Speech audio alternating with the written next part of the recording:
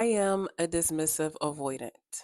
For a while, I've been trying to figure out exactly what my niche or my content would be on YouTube.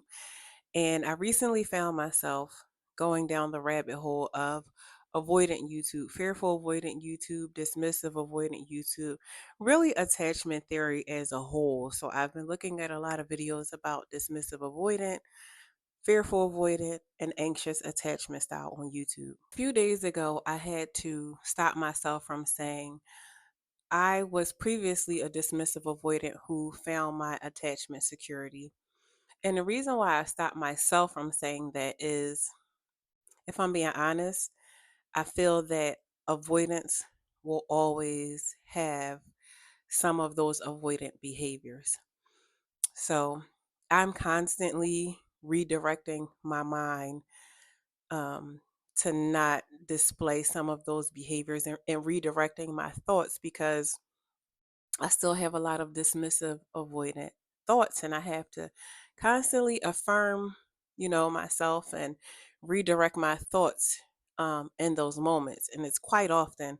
So, although I have found my attachment security, I'm constantly redirecting my thoughts and behaviors from my dismissive, avoidant thoughts and behaviors.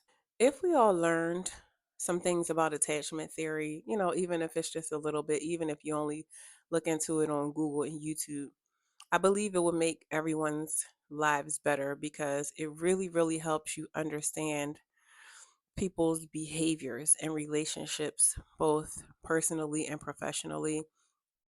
And I think it just really kind of um, makes your personal relationships better. And without even attempting to do so, you'll find yourself diagnosing like your close relatives, your parents, your friends with certain attachment styles based on the behaviors that you have seen them exhibit over the years.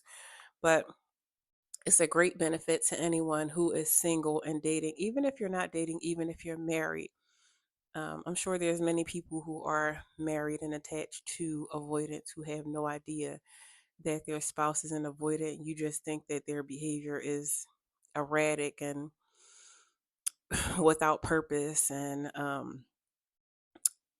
a lot of times people internalize the behaviors of avoidance, um, especially those with anxious attachment style. They really tend to internalize the behaviors of their avoidant partner, and just kind of educating yourself about attachment theory and avoidance and our behavior will help you both in your personal and professional relationships.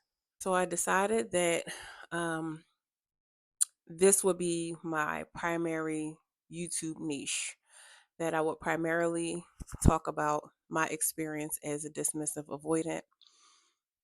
Because as I'm watching the videos about attachment theory, they are always videos by life coaches, dating coaches, psychologists, people of that nature. And I've only found one page where the channel owner is a dismissive avoidant and she hides her face. And there's nothing wrong with that because avoidance, we really do get a bad rap.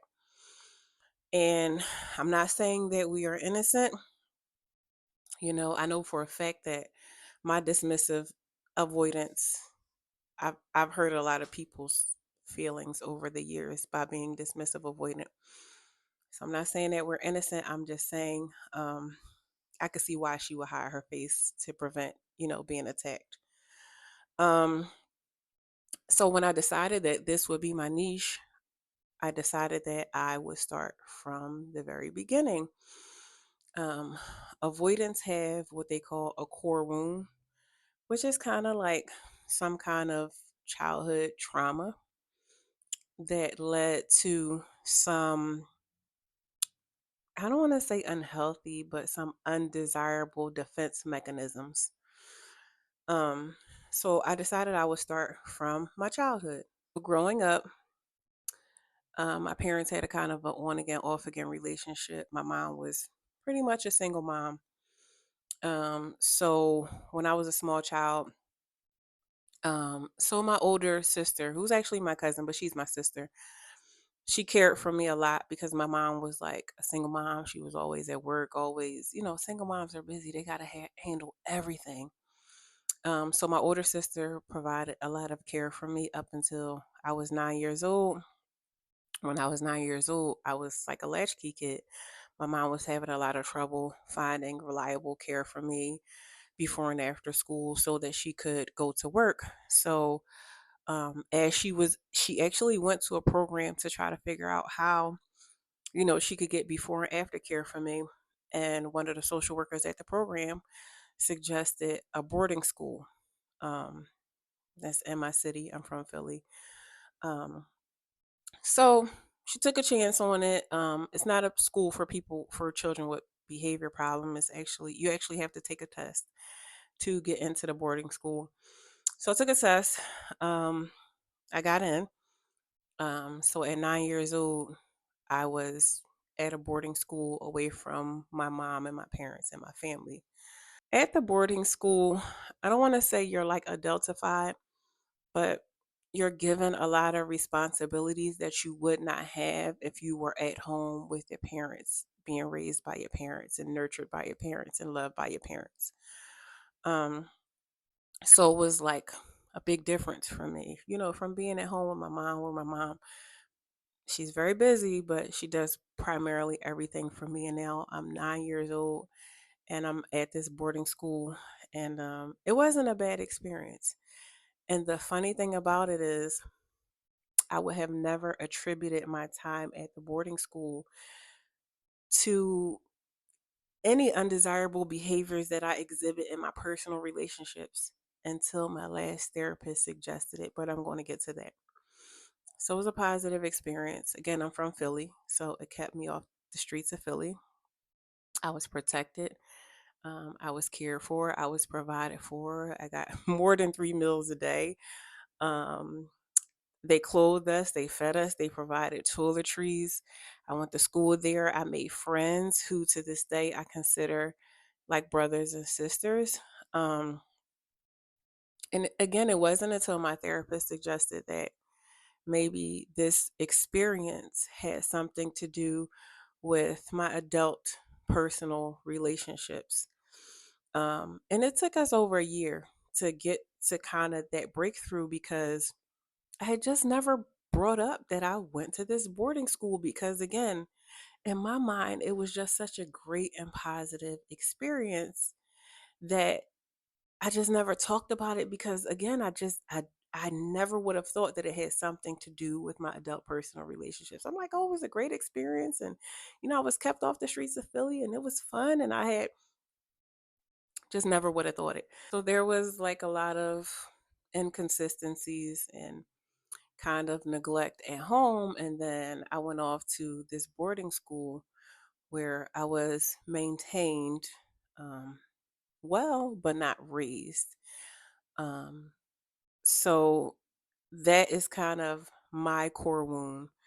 Um,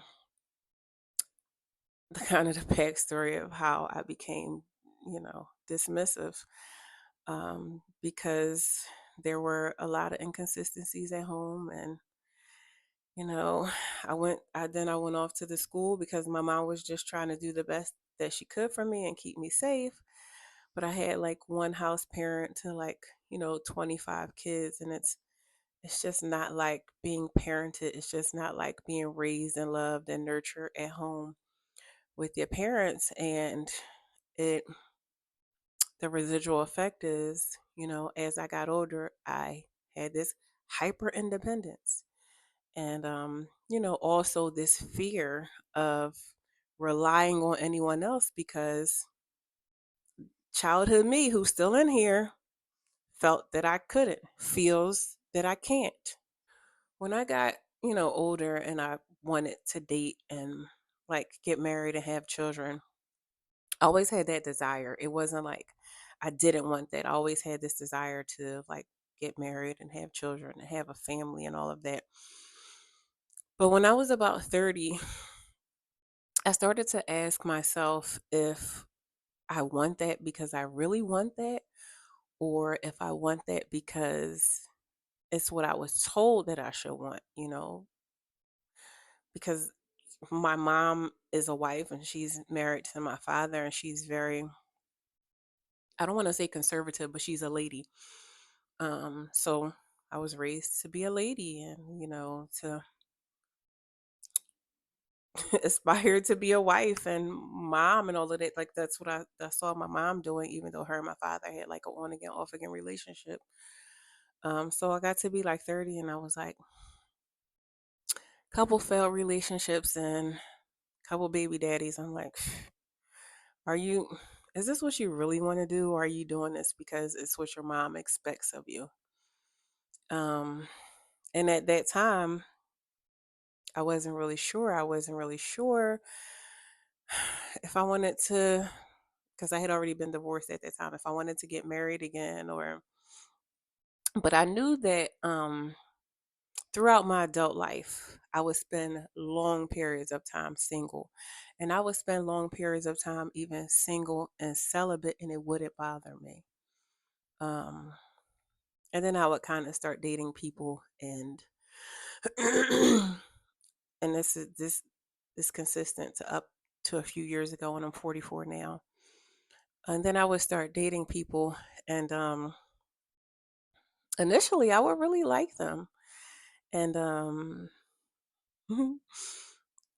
all of a sudden it would be like a switch would flip, and I would not like them. I don't know if that's why I say, like, if you do a little bit of research on attachment theory, I think it will help everybody in their interpersonal relationships. I would do things like um my hyper independence would kind of take over.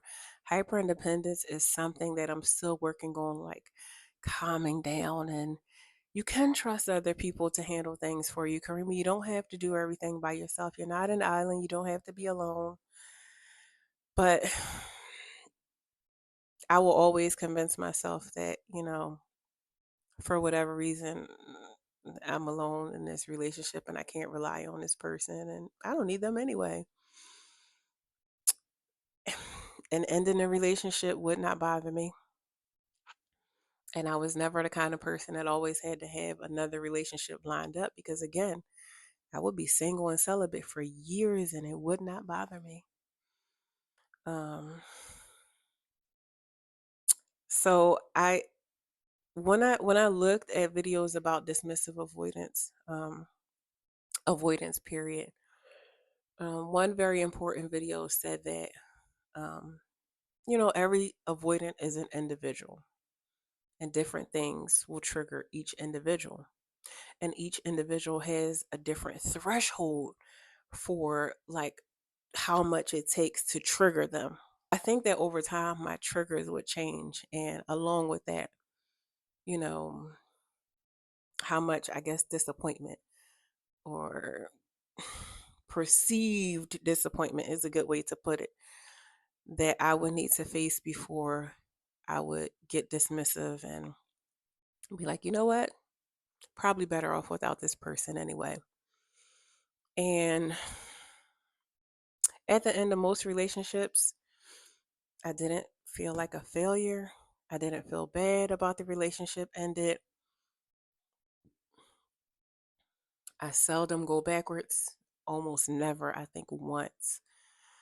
Because I know that's another common question that people who are in relationships or who have dated or are now dating avoidance have.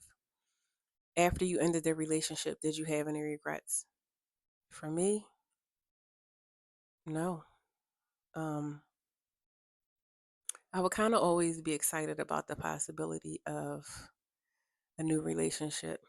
Again, I would leave these relationships without having anything lined up, or sometimes I would just be excited about the possibility of freedom, like just not having this person around. Um, and then I would feel like relieved, like, oh, I'm free and I can just relax and be myself.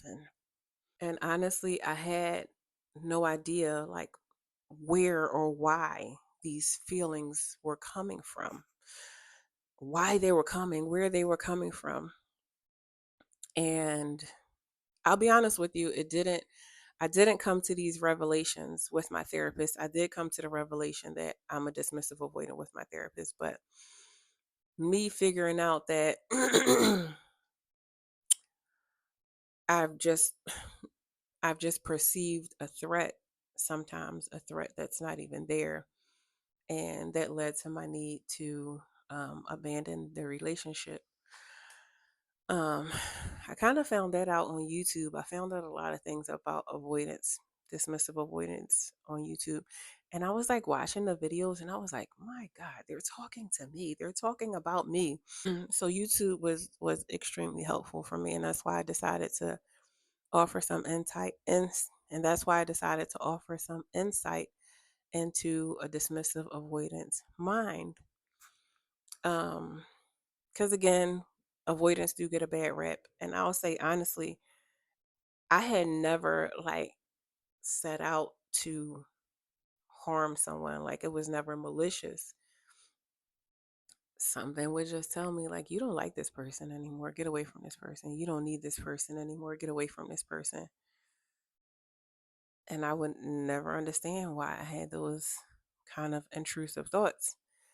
And I'm trying to think if I ever at any point ended a relationship and then afterwards had some like regret and wanted to go back. And I can't say that I did. Um, and I know another common question is, um, was there anything that your partner could have done to keep you from running away? To not have triggered you to run away. And I think I'm going to go into great detail on that one in another video. Um, because I decided that my first video would just kind of be about my core wound and how I became a dismissive. And then I would kind of respond to questions in the comment section to decide what the contents of my next video would be. So I hope that you guys enjoyed this video and it was very insightful. And I hope that you will do some research into attachment theory, and ask me all the questions you want in the comments because I'm going to be totally and completely honest throughout this whole entire process. And like, subscribe, and hit the bell so you can get notifications.